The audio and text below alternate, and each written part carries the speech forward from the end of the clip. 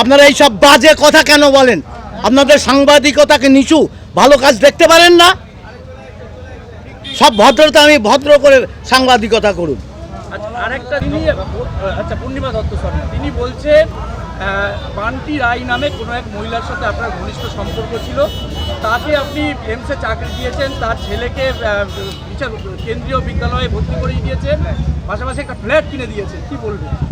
আমি বলছি, একটি যদি সত্য হয় আমি নির্বাচন থেকে প্রত্যাহার করে নিলাম। একটা ঘটনাও যদি সত্যি হয় আমি নির্বাচন থেকে সরে দাঁড়াবো, চ্যালেঞ্জ দিচ্ছি। যারা দালালি খেয়ে মিথ্যা কথা বলে হয়তো খেন্তি পিসি পিঠি বানাতে গেছে সন্দেশখালী,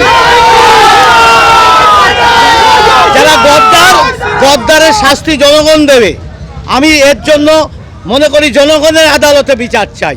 আরেকটা কল রেকর্ডিং ভাইরাল হয়েছে, সেখানে দেখা যাচ্ছে কোনো এক মহিলার সাথে আপনি কথা বলছেন এবং বলছেন যে কোনো একজন ব্যক্তি আপনার সাথে বিশ্বাসঘাতকতা করেছে এবং আপনার স্ত্রীর সাথেও বিশ্বাসঘাতকতা করেছে।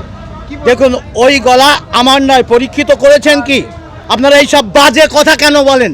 আপনাদের সাংবাদিকতাকে নিচু, ভালো কাজ দেখতে পারেন না? সব ভদ্রতা আমি ভদ্র করে সাংবাদিকতা করুন। আরেকটা যেটা কথা, পূর্ণিমা দত্ত নিজে তিনি আমাদের ভিডিওর সামনেও বলেছেন, আপনারা এই পোর্টালগুলো এই ধরনের খবর করতে ব্যস্ত হয়, এসব আটকানো যাবে না নোংরামি করে। এগুলো তৃণমূলের চ্যালেঞ্জ করছি। জান, কেউ আমার বিরুদ্ধে অভিযোগ করেছে? নোংরামির একটা শেষ থাকে। আরে ভাইরাল কে করেছে? তৃণমূল করেছে। আর আপনারা দালালি করে করেন এইগুলো নোংরা নীল সাংবাদিকতা। আমি চ্যালেঞ্জ করছি, জান, ভদ্রতা রেখে সাংবাদিকতা করুন।